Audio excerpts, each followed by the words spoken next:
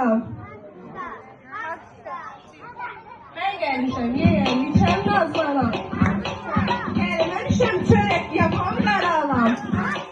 Ben gelmişim yiyeyim, içem nazlanam. Gelmemişim çörek yapam karalam. Bu gelin bizim gelin.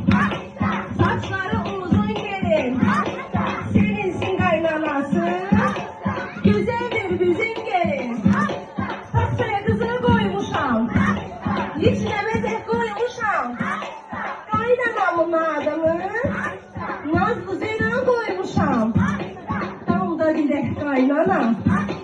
Havdan geçek kaynana. Oğlum şakala alır. Oğlum eline git dayı. Çaşta başta kaynana. Teşekkürlerine başladı. Azizim kaynanası. Bizim kızın anası. Maşallah ne carandı. Kızımızın anası. Azizim Merdola. Oğul gerek bakın ne zaman bazı.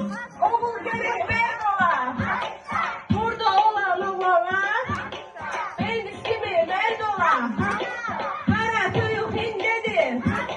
Yumurtası hindedir. Elin beyin demeri. Elin beyin demeri.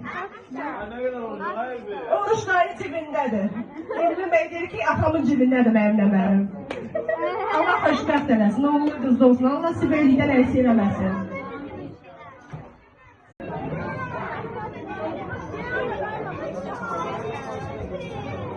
Ay Fəxriyə bakın. Aysu deyir ki, mən gəlmişəm, yeyəm, içəm nazlanam. Mən gəlmişəm, yeyəm.